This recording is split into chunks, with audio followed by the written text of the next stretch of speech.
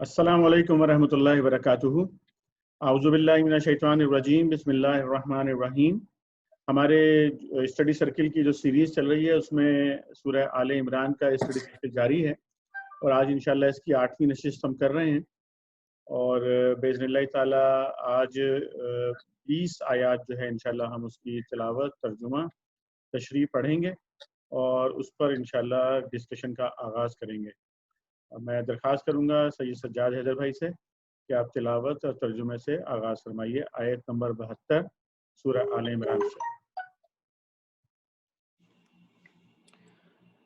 اعوذ باللہ من الشیطان الرجیم، بسم اللہ الرحمن الرحیم۔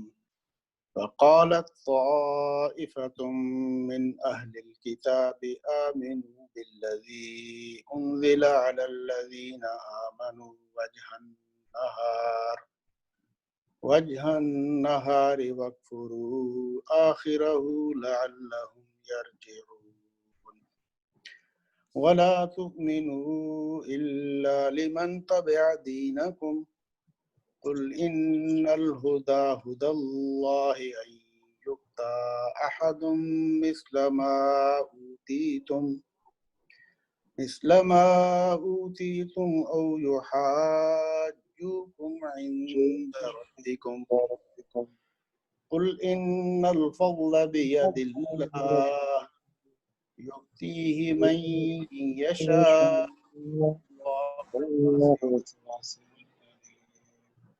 يختص برحمته من يشاء والله ذو الفضل العظيم ومن أهل الكتاب من إن تأمنه بقنطار يؤديه إليك ومنهم من إن تأمنه بدينار لا يؤديه إليك إلا ما دمت عليه قائما ذلك بأنهم قالوا ليس علينا في الأميين سبيل ويقولون على الله الكذب وهم يعلمون بلى من أوفى بعهده واتقى فإن الله يحب المتقين إن الذين يشترون بعهد الله وأيمانهم ثمنا قليلا أولئك لا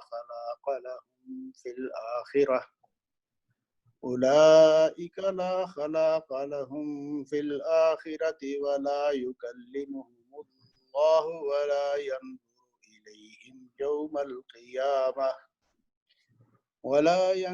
إليهم يوم القيامة ولا يزكيهم ولهم عذاب أليم وإن منهم لفريقا يلوون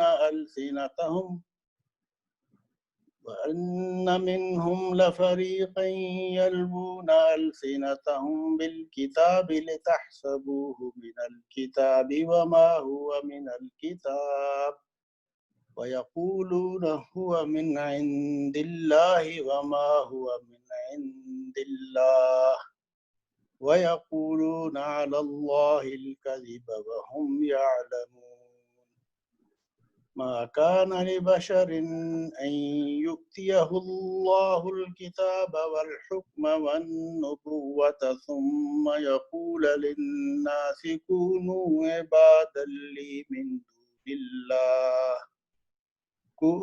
عبادا لي من دون الله ولكن كونوا ربانيين بما كنتم تعلمون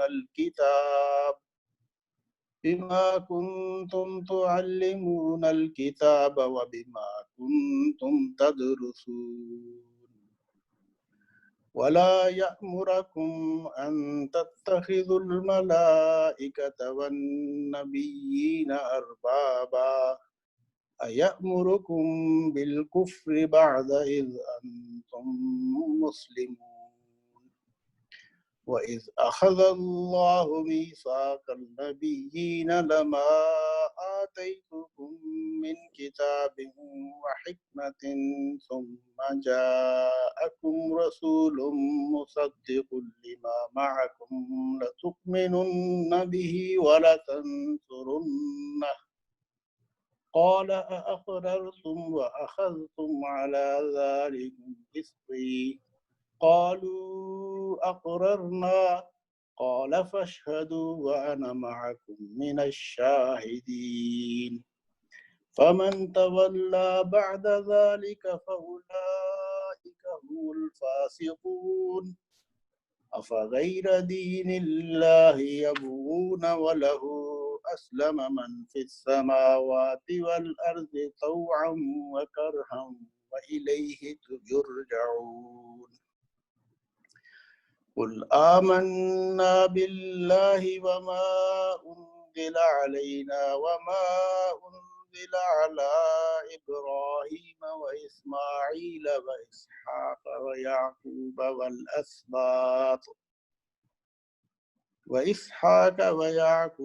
والأسباط وما أوتي موسى وعيسى والنبيون من ربهم لا نفرق بين أحد منهم ونحن له مسلمون ومن يبتغ غير الإسلام دينا فلن يقبل منه وهو في الآخرة من الخاسرين كيف يهدي الله قوما كفروا بعد إيمانهم وشهدوا أن الرسول حق وجاءهم البينات والله لا يهدي القوم الظالمين أولئك جزاؤهم أن عليهم لعنة الله والملائكة والناس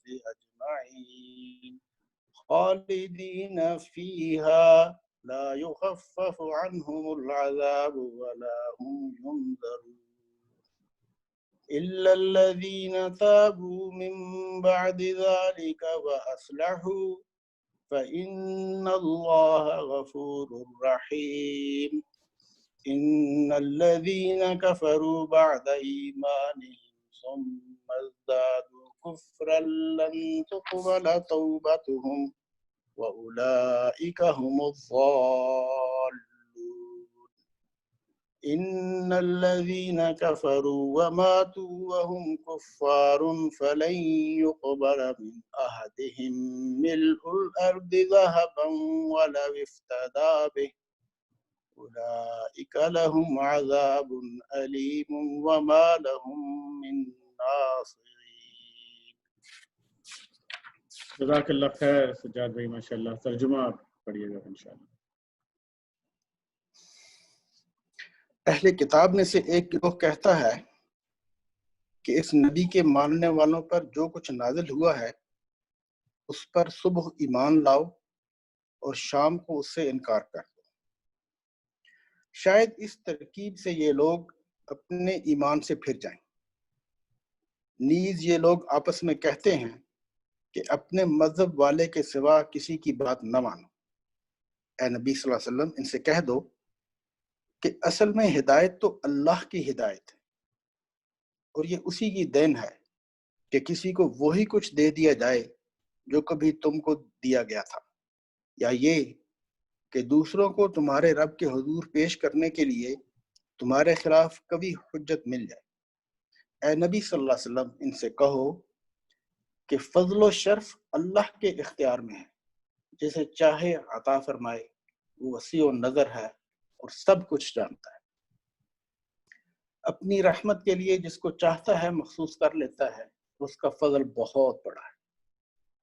اہل کتاب میں کوئی تو ایسا ہے اگر تم اس کے اعتماد پر مال و دولت کا ایک ڈھیر بھی دے دو وہ تمہارا مال تمہیں ادا کر دے گا، اور کسی کا حال یہ ہے کہ اگر تم ایک دینار کے معاملہ میں بھی اس پر بھروسہ کرو تو وہ ادا نہ کرے گا، الا یہ کہ تم اس کے سر پر سوار ہو جاؤ. ان کی اس اخلاقی حالت کا سبب یہ ہے کہ وہ کہتے ہیں امیوں یعنی غیر یہودی لوگوں کے معاملہ میں ہم پر کوئی مواخذہ نہیں ہے، اور یہ بات وہ محض جھوٹ گڑھ کر اللہ کی طرف منسوب کرتے ہیں، حالانکہ انہیں معلوم ہے کہ اللہ نے ایسی کوئی بات نہیں فرمائی ہے۔ آخر کیوں ان سے بات پرس نہ ہوگی؟ جو بھی اپنے عہد کو پورا کرے گا اور برائی سے بچ کر رہے گا وہ اللہ کا محبوب بنے گا، کیونکہ پرہیزگار لوگ اللہ کو پسند ہیں۔ رہے وہ لوگ جو اللہ کے عہد اور اپنی قسموں کو تھوڑی قیمت پر بیچ ڈالتے ہیں تو ان کے لیے آخرت میں کوئی حصہ نہیں۔ اللہ قیامت کے روز ان سے بات کرے گا، نہ ان کی طرف دیکھے گا اور نہ انہیں پاک کرے گا، بلکہ ان کے لیے تو سخت دردناک سزا ہے۔ ان میں کچھ لوگ ایسے ہیں جو کتاب پڑھتے ہوئے اس طرح زبان کا الٹ پھیر کرتے ہیں کہ تم سمجھو جو کچھ وہ پڑھ رہے ہیں وہ کتاب ہی کی عبارت ہے، حالانکہ وہ کتاب کی عبارت نہیں ہوتی۔ وہ کہتے ہیں کہ یہ جو کچھ ہم پڑھ رہے ہیں یہ خدا کی طرف سے ہے، حالانکہ وہ خدا کی طرف سے نہیں ہوتا۔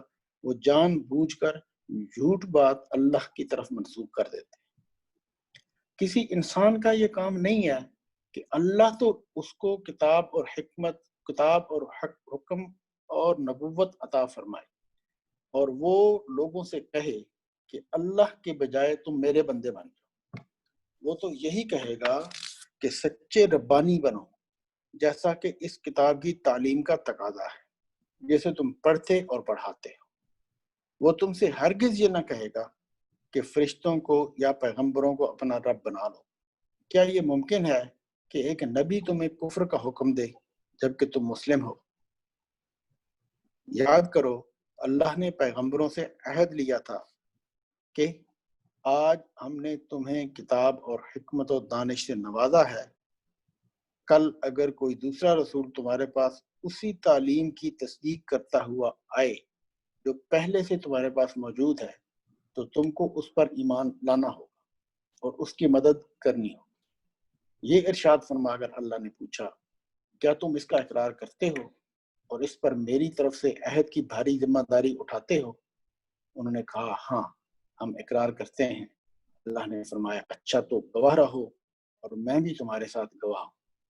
اس کے بعد جو اپنے عہد سے پھر جائے وہی فاسق ہے۔ اب کیا یہ لوگ اللہ کی اطاعت کا طریقہ دین اللہ چھوڑ کر کوئی اور طریقہ چاہتے ہیں؟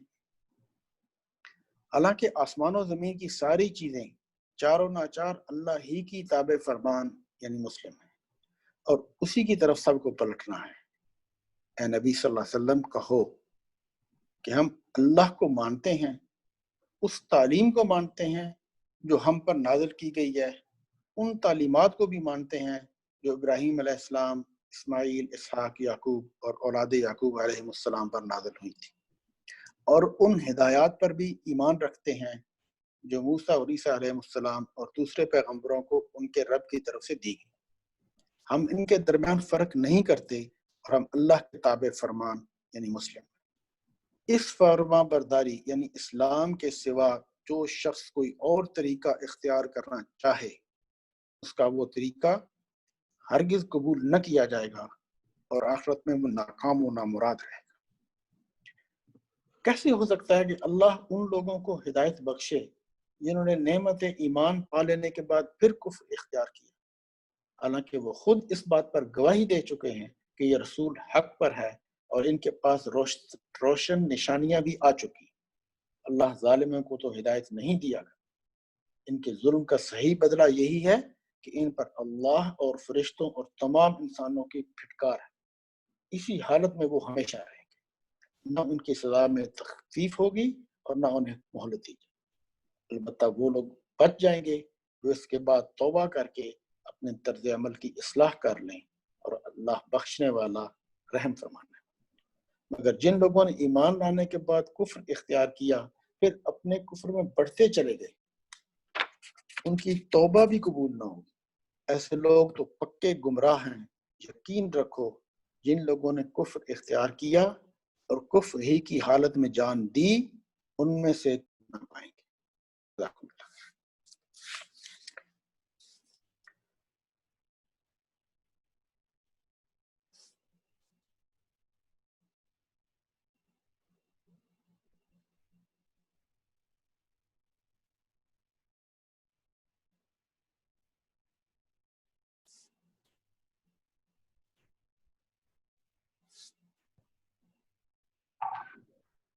جزاک اللہ خیر سجاد بھائی. جی یہاں سے انشاءاللہ اب ہم اس کی تشریح کا مطالعہ شروع کریں گے. طارق سعید بھائی سے میں درخواست کروں گا کہ آج وہ اس کا آغاز کریں.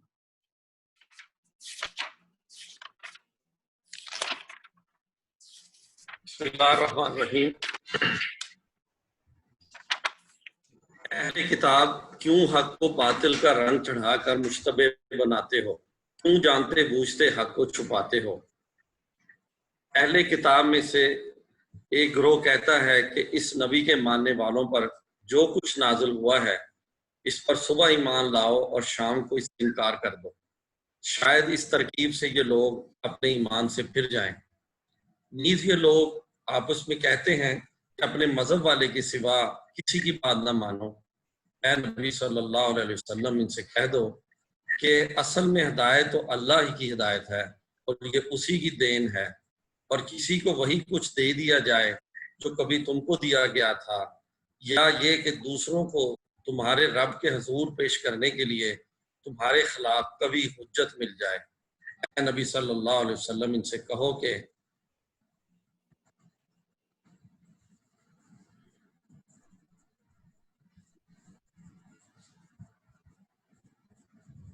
یہ میں مکمل کر لوں. جی یہاں تک پڑھ لیجیے. اللہ کا فضل بہت بڑا ہے، اس کے بعد پھر آپ تشریح پڑھ لیجیے گا.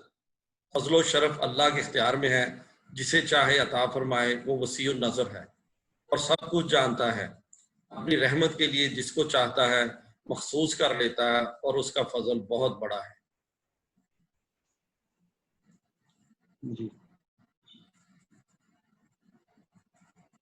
اب صرف آپ جو ہے نا وہ بتاتے جائیں گے کس چیز کی تشریح پڑھ رہے ہیں اور تشریح پڑھتے جائیے. جی ٹھیک ہے.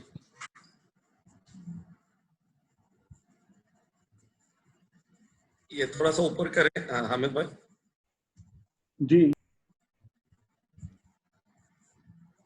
ایک منٹ، یہ شاید ریسیٹ ہوا ہے، ذرا سا ہولڈ کیجیے گا.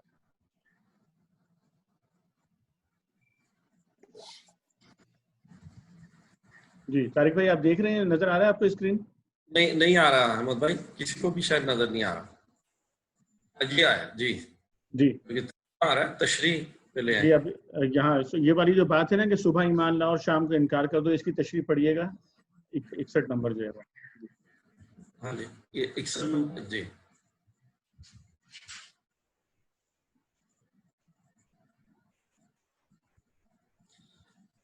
یہ ان چالوں میں سے ایک چال تھی جو اطراف مدینہ کے لیڈر اور مذہبی پیشوا اسلام کی دعوت کو کمزور کرنے کے لیے چلتے رہتے تھے. انہوں نے مسلمانوں کو بددل کرنے اور نبی صلی اللہ علیہ وسلم سے عامہ خلائق کو بدگمان کرنے کے لیے خفیہ طور پر آدمیوں کو تیار کر کے بھیجنا شروع کیا، تاکہ پہلے علانیہ اسلام قبول کریں، پھر مرتد ہو جائیں، پھر جگہ جگہ لوگوں میں یہ مشہور کرتے پھریں کہ ہم نے اسلام میں اور مسلمانوں میں اور ان کے پیغمبر میں یہ خرابیاں دیکھی ہیں، تب ہی تو ہم ان سے الگ ہوئے ہیں.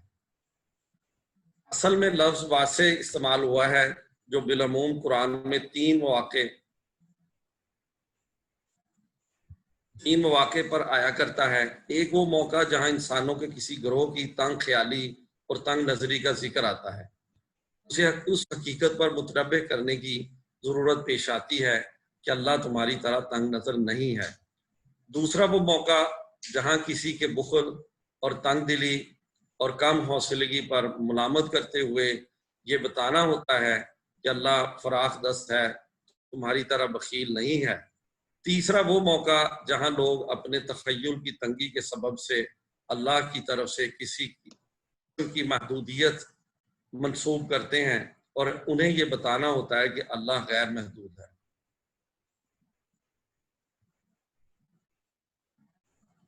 جی سورہ بقرہ کا حاشیہ 116 بھی پڑھنا ہے نا؟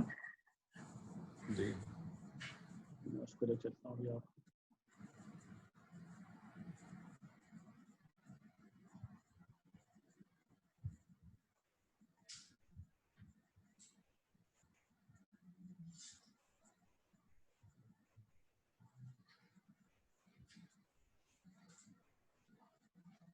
جی طارق بھائی یہاں پر ہے یہ 116.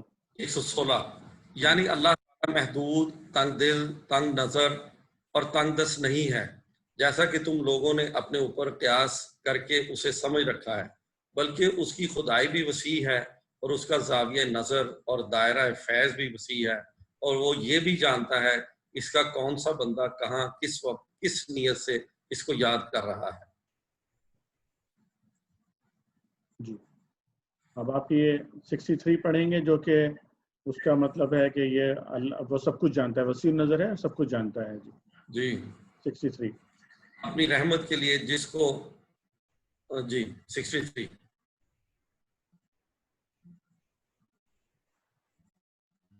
یعنی اللہ کو معلوم ہے کون فضل و شرف کا مستحق ہے۔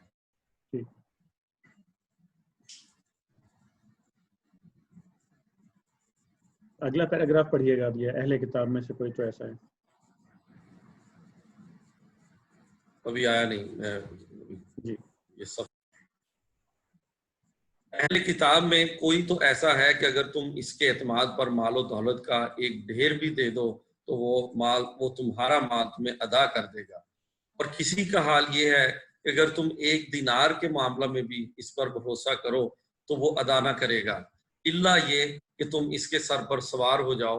ان کی اس اخلاقی حالت کا سبب یہ ہے کہ وہ کہتے ہیں امیوں غیر یہودی لوگوں کے معاملہ میں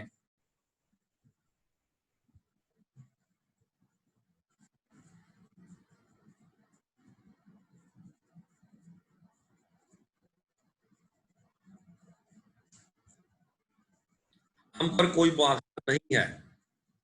اس کی اب حاشیہ پڑھیں گے؟ جی حاشیہ پڑھ لیجیے۔ جی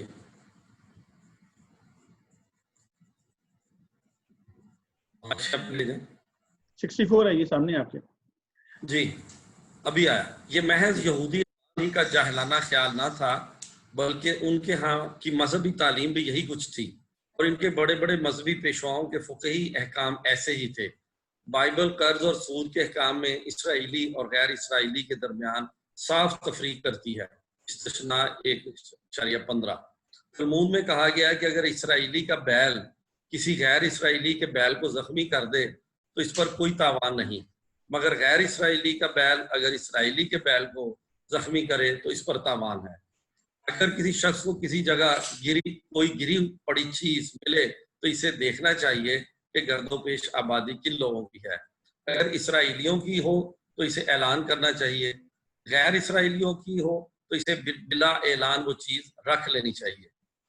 اسماعیل کہتا ہے کہ اگر امی اور اسرائیلی کا مقدمہ قاضی کے پاس آئے تو قاضی اگر اسرائیلی قانون کے مطابق اپنے مذہبی بھائی کو جتوا سکتا ہو تو اس کے مطابق جتوائے اور کہے کہ یہ ہمارا قانون ہے، اور اگر امیوں کے قانون کے تحت جتوا سکتا ہو تو اس کے تحت جتوائے اور کہے کہ یہ تمہارا قانون ہے، اور اگر دونوں قانون ساتھ نہ دیتے ہوں تو پھر جس ہیلے سے بھی وہ اسرائیلی کو کامیاب کر سکتا ہو کرے۔ اسماعیل کہتا ہے کہ غیر اسرائیلی کی ہر غلطی سے فائدہ اٹھانا چاہیے۔ جی اس کے بعد تھوڑی سی قیمت بھیج ڈال یہ پیراگراف ہاں جی جی، اور یہ بات وہ محض جھوٹ گھڑ کر اللہ کی طرف منسوب کرتے ہیں، حالانکہ انہیں معلوم ہے کہ اللہ نے ایسی کوئی بات نہیں فرمائی۔ آخر کیوں ان سے بات پرس نہ ہوگی؟ جو بھی اپنے عہد کو پورا کرے اور برائی سے بچ کر رہے گا وہ اللہ کا محبوب بنے گا، کیونکہ پرہیزگار لوگ اللہ کو پسند ہیں۔ رہے وہ لوگ جو اللہ کے عہد اور اپنی قسموں کو تھوڑی قیمت پر بیچ ڈالتے ہیں تو ان کے لیے آخرت میں کوئی حصہ نہیں۔ اللہ قیامت کے روز ان سے بات نہ ان کی طرف دیکھے گا اور نہ انہیں پاک کرے گا۔ 65 سبب یہ ہے کہ یہ لوگ ایسے سخت اخلاقی جرائم کرنے کے بعد بھی اپنی جگہ یہ سمجھتے ہیں کہ قیامت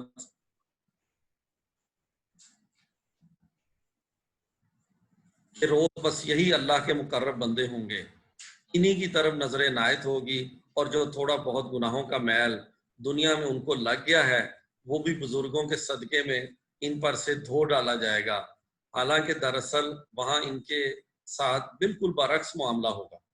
جزاک اللہ خیر طارق بھائی۔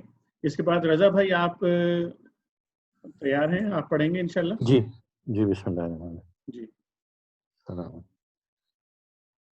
ان میں سے کچھ لوگ ایسے ہیں جو کتاب پڑھتے ہوئے اس طرح زبان کا الٹ پھیر کرتے ہیں کہ تم سمجھو جو کچھ وہ پڑھ رہے ہیں وہ کتاب ہی کی عبارت ہے، حالانکہ وہ کتاب کی عبارت نہیں ہوتی۔ وہ کہتے ہیں کہ یہ جو کچھ ہم پڑھ رہے ہیں یہ خدا کی طرف سے ہے، حالانکہ وہ خدا کی طرف سے نہیں ہوتا۔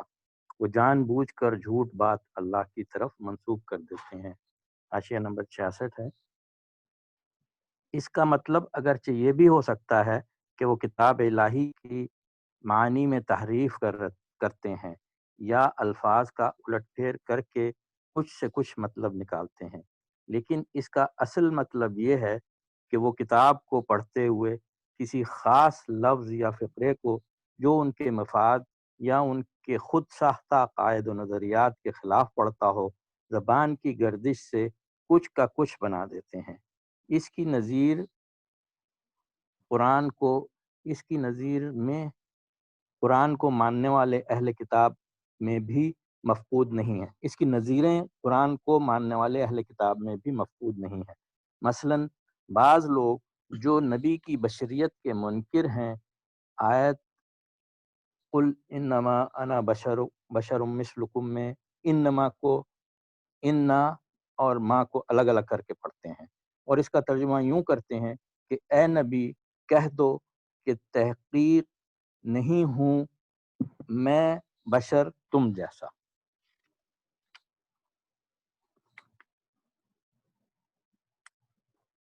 کسی انسان کا یہ کام نہیں ہے کہ وہ اللہ تو اس کو کتاب اور حکم اور نبوت عطا فرمائے اور وہ لوگوں سے کہے کہ اللہ کی بجائے تم میرے بندے بن جاؤ۔ وہ تو یہی کہے گا کہ سچے ربانی بنو، جیسا کہ اس کتاب کی تعلیم کا تقاضا ہے جسے تم پڑھتے اور پڑھاتے ہو۔ حاشیہ نمبر 67 ہے۔ یہودیوں کے ہاں جو علماء مذہبی عہدیدار ہوتے تھے اور جن کا کام مذہبی امور میں لوگوں کی رہنمائی کرنا اور عبادات کی قیام اور احکام دین کا اجرا کرنا ہوتا تھا، ان کے لیے لفظ ربانی استعمال کیا جاتا تھا، جیسا کہ خود قرآن میں ارشاد ہوا ہے لولا ینہاہم الربانیون والاحبار عن قولہم الاسم واکلہم السحت۔ ان کے ربانی اور ان کے علماء ان کو گناہ کی باتیں کرنے اور حرام کے مال کھانے سے کیوں نہ روکتے تھے۔ اسی طرح عیسائیوں کے ہاں لفظ ڈیوائن یعنی بھی ربانی ہی کا ہم معنی ہے۔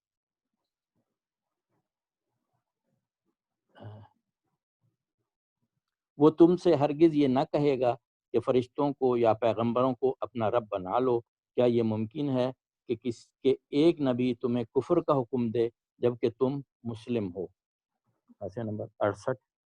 یہ ان تمام غلط باتوں کی ایک جامع تردید ہے جو دنیا کی مختلف قوموں نے خدا کی طرف سے آئے ہوئے پیغمبروں کی طرف منسوب کر کے اپنی مذہبی کتابوں میں شامل کر دی ہیں، اور جن کی روح سے کوئی پیغمبر یا فرشتہ کسی نہ کسی طرح خدا اور معبود قرار پاتا ہے۔ ان آیات میں یہ قاعدہ کلیہ بتایا گیا ہے کہ ایسی کوئی تعلیم جو اللہ کے سوا کسی اور کی بندگی و پرستش سکھاتی ہو اور کسی بندے کو بندگی کی حد سے بڑھا کر خدائی کے مقام تک لے جاتی ہو، ہرگز کسی پیغمبر کی دی ہوئی تعلیم نہیں ہو سکتی۔ جہاں کسی مذہبی کتاب میں یہ چیز نظر آئے، سمجھ لو کہ یہ گمراہ کن لوگوں کی تحریفات کا نتیجہ ہے۔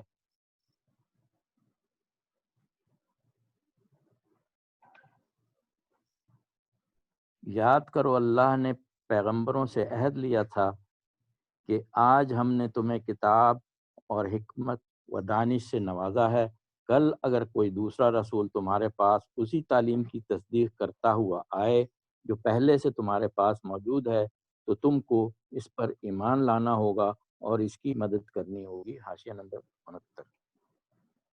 مطلب یہ ہے کہ ہر پیغمبر سے اس امر کا عہد لیا جاتا رہا ہے، اور جو عہد پیغمبر سے لیا گیا ہو وہ لامحالہ اس کے پیرووں میں بھی آپ سے آپ عائد ہو جاتا ہے۔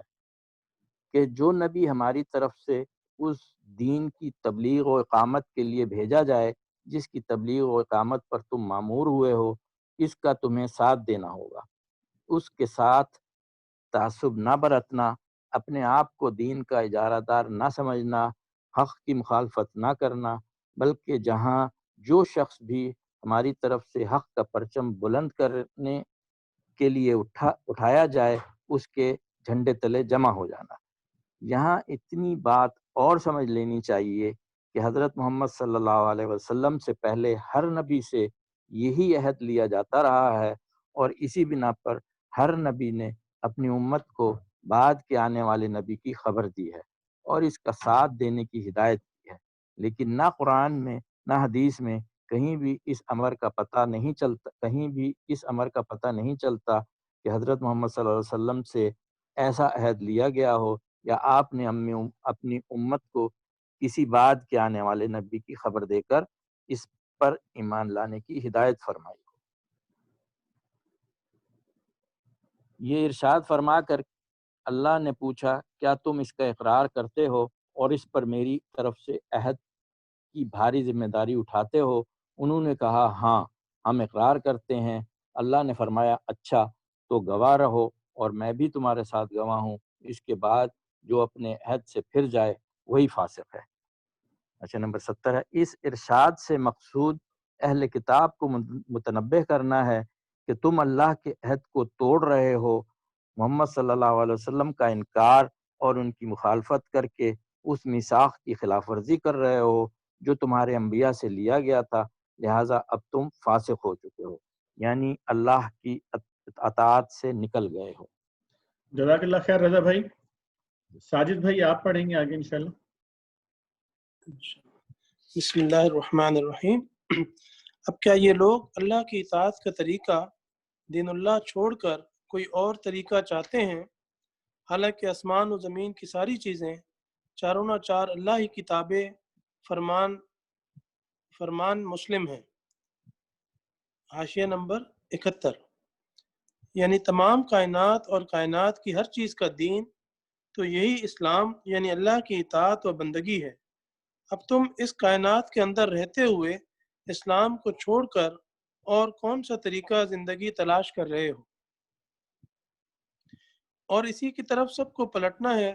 اے نبی صلی اللہ علیہ وسلم، کہو کہ ہم اللہ کو مانتے ہیں، اس تعلیم کو مانتے ہیں جو ہم پر نازل کی گئی ہے، ان تعلیمات کو بھی مانتے ہیں جو ابراہیم، اسماعیل، اسحاق، یعقوب علیہ السلام اور اولاد یعقوب پر نازل ہوئی تھی، اور ان ہدایات پر بھی ایمان رکھتے ہیں جو موسیٰ اور عیسیٰ اور دوسرے پیغمبروں کو ان کے رب کی طرف سے دی گئیں، ہم ان کے درمیان فرق نہیں کرتے۔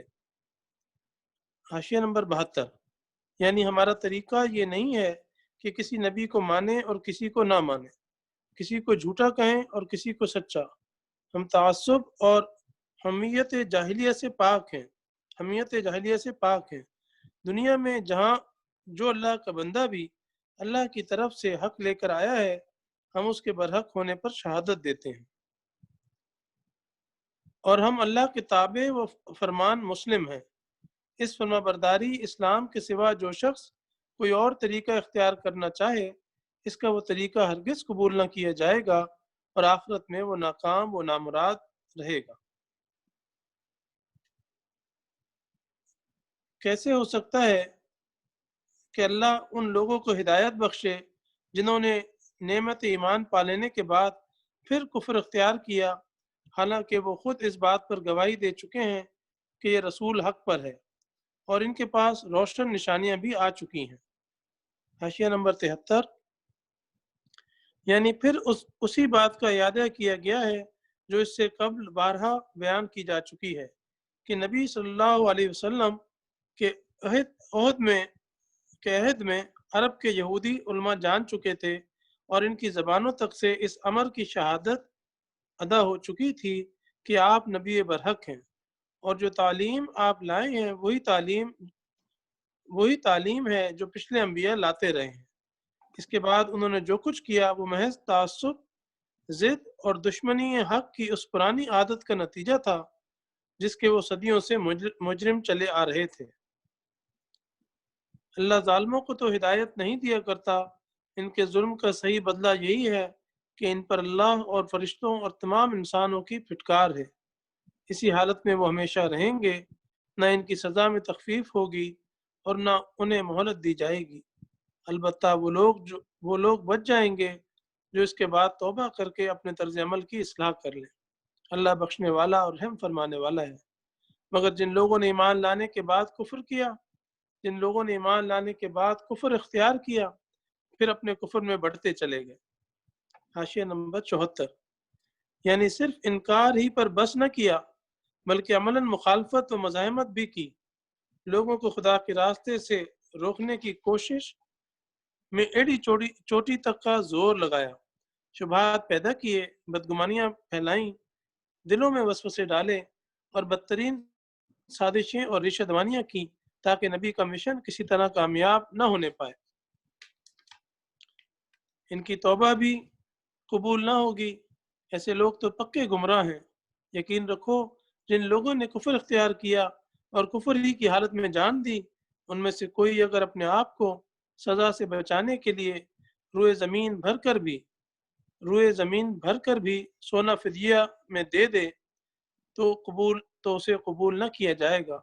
ایسے لوگوں کے لیے دردناک سزا تیار ہے اور وہ اپنا کوئی مددگار نہ پائیں گے۔ حاشیہ نمبر 75۔ جزاک اللہ خیر جی فائز بھائی، یہاں تک جو ہے وہ ہمارا آج جو ہم نے مطالعہ کیا ہے تقریباً 20 آیات جو ہے وہ ہم نے آج سورہ آل عمران کی تلاوت، ترجمہ اور اس کی تشریح ہم نے پڑھی ہے۔ تو اب انشاءاللہ جو ہمارا باقی وقت ہے اس میں ہم اس کو جو ہے وہ مزید سمجھنے کی کوشش کریں گے انشاءاللہ۔ فورم اوپن ہے، اگر کوئی بھائی کوئی بات کرنا چاہتے ہیں تو کر سکتے ہیں۔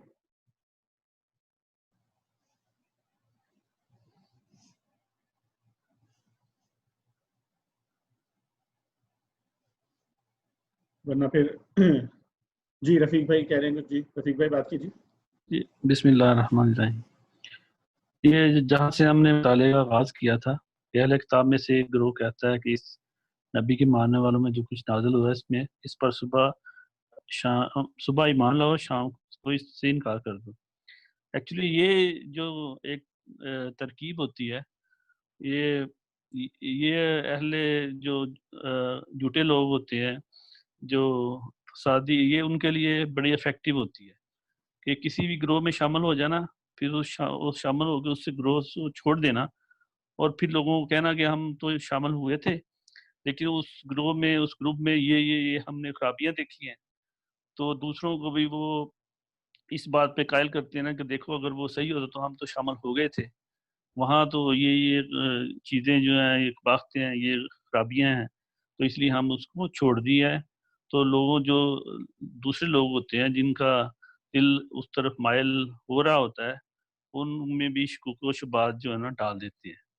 یہ بالکل ہر جگہ ابھی بھی ایسے ہی چل رہا ہے کہ جو ایک گروپ ہوتا ہے اس میں سے شامل ہو کے جو لوگ نکلتے ہیں ان کی بات زیادہ جو ہے نا وزن رکھتی ہے، وہ دیکھیں جی وہ اس میں شامل ہو کے واپس آیا، اس کا مطلب ہے اس میں بہت خرابی ہے۔ اسی طرح وہ جو یہودی ہیں جو مشرکین سے، وہ بھی ایسے ہی کر رہے تھے کہ وہ صبح اس میں اپنے جو ان کے ساتھی تھے ان کو کہتے تھے کہ صبح ایمان لے آؤ اور پھر شام کو انکار کر دو، اور دوسروں کو کہ ہم تو شامل ہوئے تھے لیکن وہاں تو یہ چیزیں ہم نے باتیں دیکھی ہیں اس لیے ہم نے چھوڑ دی۔ تو یہ ایک ترکیب جو ہے بڑی وہ بناتے تھے۔ یہ بہت اچھا آغاز کیا رفیق بھائی، آپ نے بہت اچھا آغاز کیا ہے اس نقطے کو اٹھا کر۔ جی کوئی اور بھائی اس نقطے پر بات کریں؟ جی پہلے رضا بھائی آپ بات کر لیجئے، اس کے بعد پھر طارق سعید بھائی بات کریں گے انشاءاللہ۔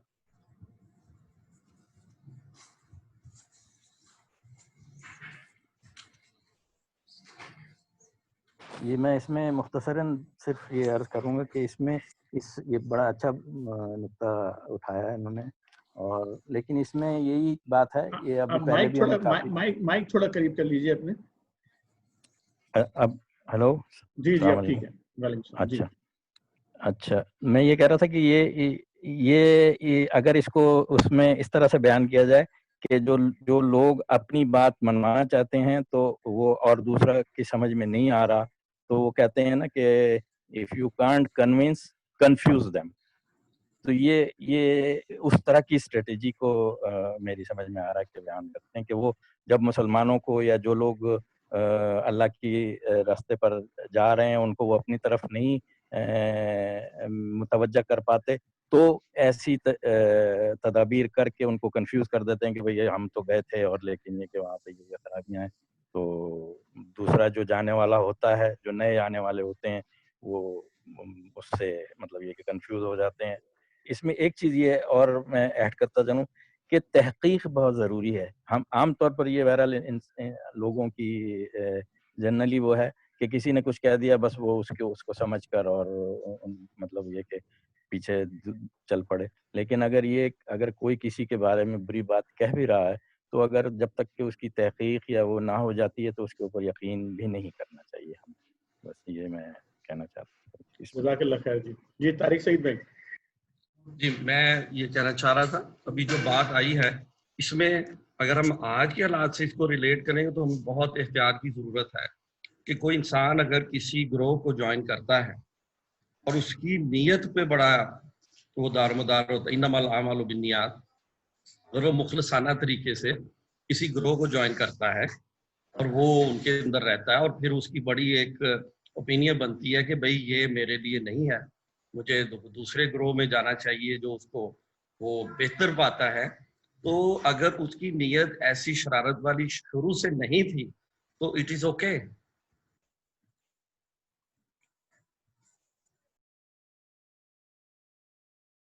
جی آپ کی آواز نہیں آ رہی طارق بھائی. جی بس میں نے بات ختم کر دی. جی ٹھیک, جی ٹھیک ٹھیک. کوئی اور بھائی اس نقطے پر بات کرنا چاہیں؟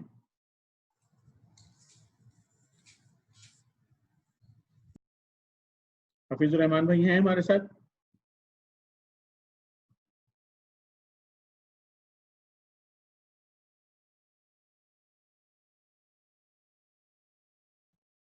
حفیظ بھائی تھے شاید, ابھی وہ جو ہے وہ ادھر ادھر ہو گئے ہیں. جی یہ نقطہ جو ہے ہمارے سامنے آ گیا ہے اور اس میں بہت اچھا جو ہے ہمارے سامنے ایک جو ہے مشورہ بھی آیا ہے. وہ یہ کہ کوئی بھی فرد اگر کسی بھی گروہ کے بارے میں بات کرتا ہے تو ٹھیک ہے, اس کی بات ضرور سننی چاہیے, لیکن جو ہے جس گروہ کے بارے میں بات کی جا رہی ہے اس کے بارے میں تحقیق کر لینا جو ہے نا وہ بہت ضروری ہے کہ اصل ان کی تعلیمات یا اصل ان کے جو عقائد ہیں وہ ہیں کیا ان کے.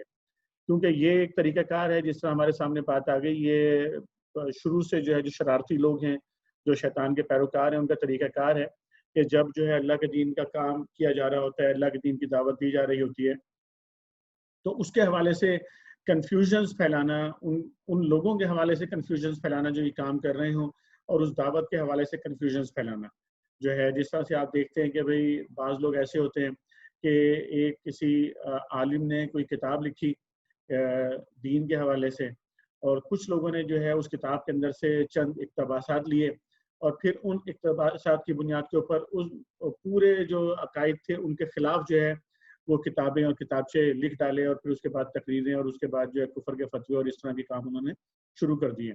تو بجائے اس کے کہ وہ پورے کتاب اور جو پورا جو کانسیپٹ لکھا جاتا ہے اس کے سیاق و سباق کے ساتھ اس بات کو سمجھنے کی کوشش کریں, اس کے بجائے پھر اس کے اندر سے ایک کوئی فقرہ یا ایک کوئی سینٹینس یا ایک کوئی پیراگراف نکال کے اور پھر جو ہے اس کو اپنی مرضی کا رنگ دے کر جو ہے اس کے خلاف ایک پروپیگنڈا شروع کر دیتے ہیں. یہ بھی کچھ اسی قسم کی ایک چیز ہے کہ کنفیوژنز جو ہے نا وہ اس کے بارے میں کریٹ کیے جائیں. تو اس لیے یہ بڑا ضروری ہے کہ جس کے بارے میں بھی آپ بات کریں, جس کے عقائد کے بارے میں بھی آپ بات کر رہے ہوں, تو اس کے بارے میں علم جو ہے وہ موجود ہو.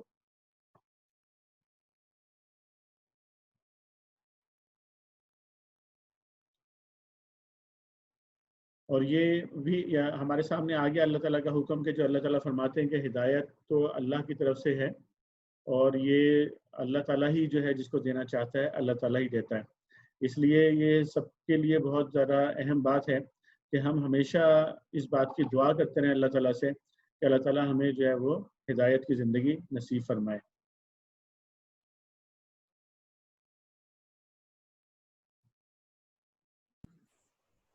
پھر یہ زیادہ تر اس کا جو حصہ جو سیلف ایکسپلینیٹری ہیں، آلریڈی ہم اس کو پڑھ چکے ہیں، تو اس لیے میں تمام چیزوں کو دہرانا نہیں چاہ رہا ہوں یہاں پر. پھر جو ہے چیدہ نکات پہ ہم ٹھہریں گے اور اس پہ انشاءاللہ بات کریں گے.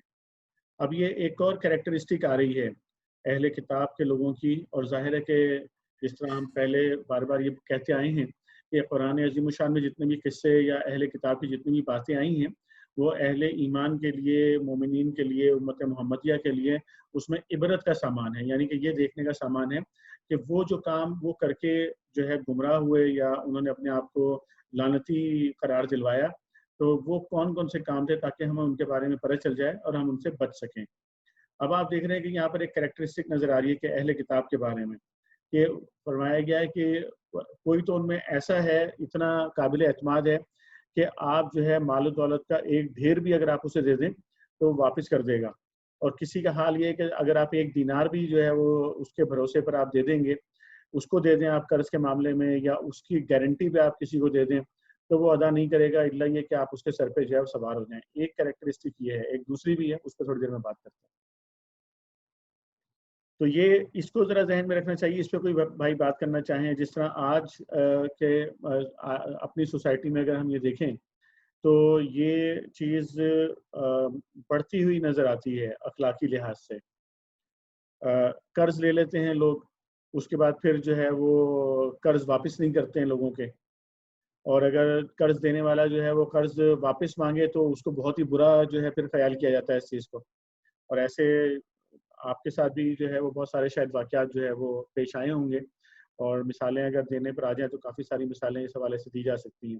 اسی طرح کی اگر آپ کریکٹرسٹک دیکھیں، ایک جنرل کریکٹرسٹک ہوتی ہے کہ اگر آپ کسی عام جو کام کرنے والا فرد ہوتا ہے، کوئی ایسا فرد کہ جس سے آپ نے گھر کا کوئی کام کروانا ہو، اگر آپ نے اس کو جو ہے وہ جو ہے ایڈوانس کچھ پیسے دے دیے تو پتہ چلے گا پیسے لے کر ہی غائب ہو گیا وہ، اور پھر وہ آپ اس کے پیچھے بھاگتے رہیے، ڈھونڈتے رہیے اسے آپ.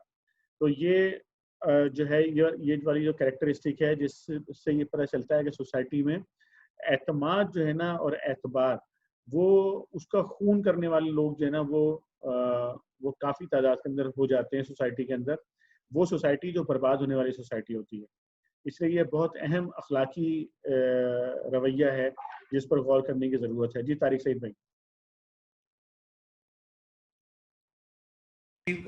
چیز کو اگر ہم بڑے پیمانے پہ دیکھیں تو یہ جو حکومتوں کے عہدے ملتے ہیں وزارت ہے، اور وہ وزارت وہ بھی ایسا ہی ہے کہ اہل کتاب میں کوئی تو ایسا ہے کہ اگر اس پر کے اعتماد پر مال و دولت کا ایک ڈھیر بھی دے دو تو وہ تمہارا مال تمہیں ادا کر دے گا.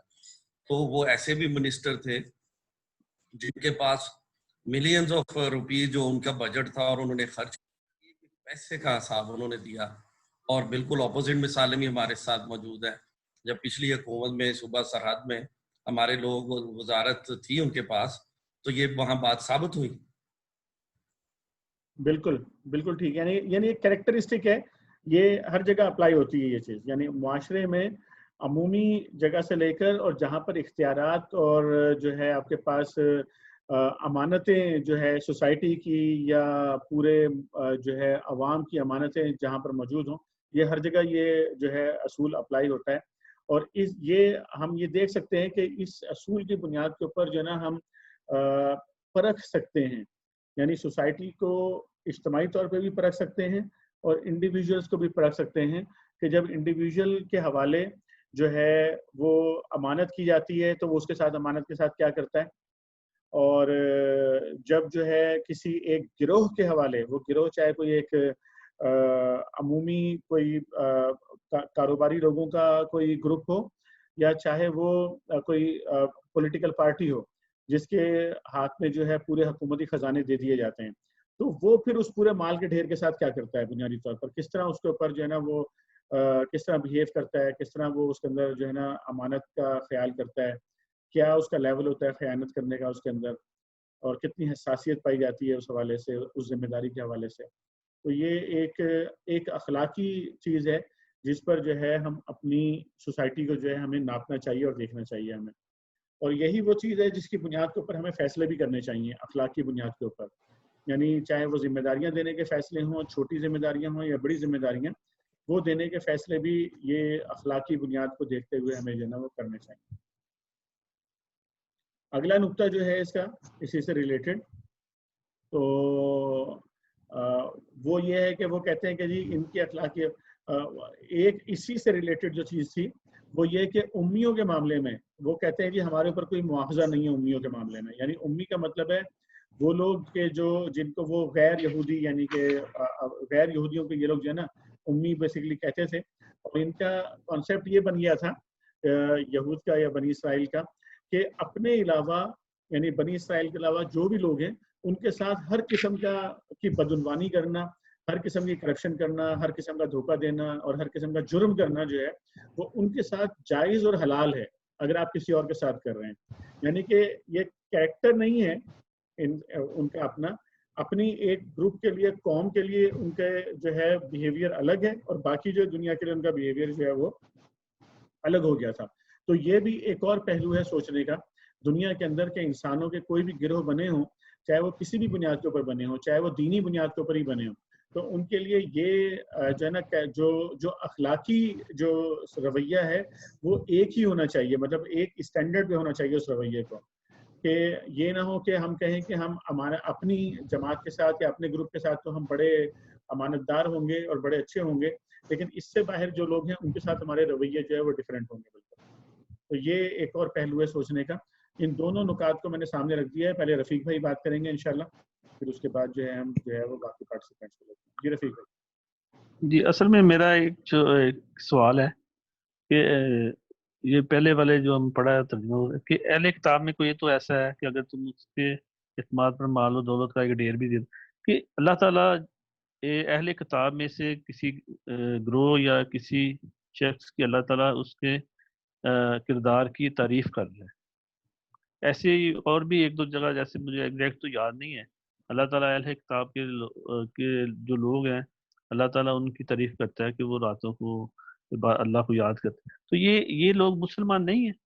یہ ایسے ان کا اخلاق ہے ہے اہل کتاب لیکن اخلاق بہت اچھا ہے اور اللہ تعالیٰ تعریف بھی کر رہا ہے. تو یہ مسلمان نہیں تھے اس وقت. دیکھیں دنیاوی لحاظ سے تو اخلاقی کیفیت جو ہے نا وہ ایسا نہیں ہوتا کہ جتنے لوگ بھی مسلمان نہیں ہیں وہ سارے کے سارے جو ہے وہ چور ہوتے ہیں عمومی زندگی میں، یا سارے کے سارے جو ہے وہ کرپٹ ہوتے ہیں یا سارے کے سارے بددیانت ہوتے ہیں. ایسا تو نہیں ہوتا دنیا کے اندر. اگر آپ مثالیں اٹھا کے دیکھ لیجیے آج کی دنیا کے اندر بھی چاہے وہ کرسچنز ہوں چاہے وہ ایون ہندو ہوں اگر آپ دیکھیں گے تو ان کے اندر بہت سارے نیکیاں کرنے والے لوگ موجود ہیں. ہاسپٹلس قائم کرتے ہیں، یتیم خانے قائم کرتے ہیں، یہاں تک کہ جانوروں کے لیے جو ہے وہ ان کا خیال رکھنے کے جو ہے وہ ادارے قائم کرتے ہیں اور بہت ساری نیکیاں کرتے ہیں، مریضوں کا خیال کرتے ہیں، غریبوں کی مدد کرتے ہیں، کھانا کھلاتے ہیں لوگوں کو. تو اور کم نہیں ہوتے، بڑی تعداد میں ہوتے ہیں ایسے لوگ دنیا کے اندر. اور اب میں ادر دین مسلمس کی بات کر رہا ہوں، کافروں میں سے بات کر رہا ہوں، مشرکوں میں سے بات کر رہا ہوں کہ ایسے لوگ ہوتے ہیں نا نیکی کرنے والے لیکن وہ مسلمان نہیں ہوتے. اس لیے کہ مسلمان ہونا مومن ہونا جو ہے نا اس کی بنیادی جو اس کی ضرورت ہے وہ یہ کہ اللہ پر ایمان لے کر آئے اور ایک اللہ پر ایمان لے کر آئے اور اللہ کی کتابوں پر ایمان لائے، اللہ کے انبیاء پر ایمان لائے، اللہ کی آخرت پر ایمان لے کر آئے، فرشتوں پر ایمان لے کر آئے اور تقدیر پر ایمان لے کر آئے. جو ان پر ایمان لے کر آئے گا وہ مومن ہوگا اور مومن ہونے کے بعد جتنی بھی نیکیاں کرے گا وہ نیکیاں اس کو جنت میں لے جانے کا باعث بنیں گی. البتہ جو شخص مسلمان اور مومن نہیں ہوگا وہ جو نیکیاں کریں گی، اسی لیے قرآن میں کہا گیا نا کہ حبطت اعمالہم کہ بھئی ان کے اعمال جو ہے جو انہوں نے یعنی اس کا مطلب ہے نیک اعمال انہوں نے کیے ہوئے ہیں نا تو وہ آخرت میں ضائع ہو جائیں گے سارے کے سارے.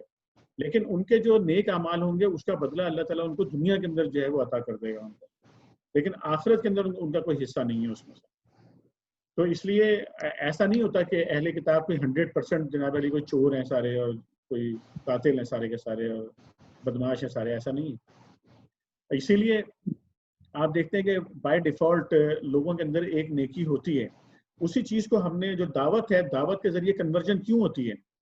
کیوں اگر آپ جو ہے پرسوں بھی ہم بات کر رہے تھے نا کہ کونے کونے میں دنیا کے ہمارے وہ بھائی کے جو دین کا پیغام دین کی تبلیغ لے کر پہنچتے ہیں ان کی دعوت کے اوپر ان کی زبان کے اوپر جو ہے لوگ کنورٹ ہوتے ہیں نا دنیا کے اندر پوری دنیا میں.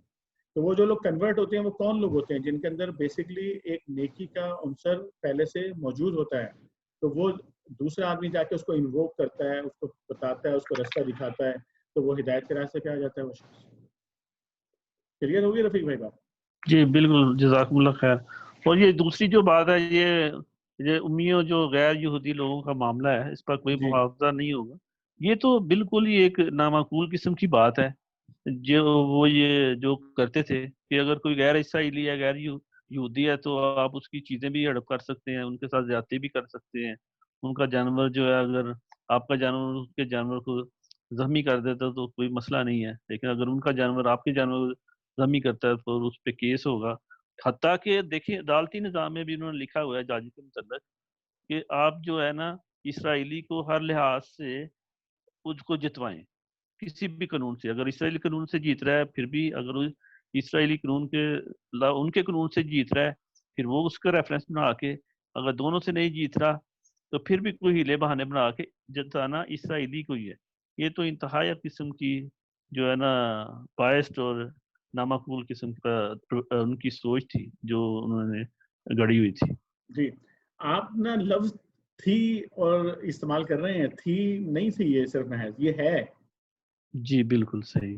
مطلب یہ اس ابھی بھی وقت بھی تھی، اب بھی یہی سوچ ہے، اور اب بھی یہی جو ہے نا وہ کنڈکٹ یہی ہے ان کا، یہود کا، کہ جو یہاں پر بیان ہوا ہے پورے کا پورا. جی جی طارق بالکل بھائی کچھ کہہ رہے ہیں؟ پہلے طارق اب کئی ہاتھ آ گئے. اس مثال سے یہ پتہ چلتا ہے جی کہ دیکھیں یہ کوئی ان کا کوئی عام آدمی نہیں کہہ رہا. یہ جو یہ جو انتہائی ناانصافی کی ابھی جو رفیق بھائی نے مثالیں دی ہیں جو ابھی آگے ہم نے پڑھ رہے ہیں، یہ ان کی مذہبی کتابوں میں تلمود اور مولانا نے اس کے ریفرنس دیے ہیں.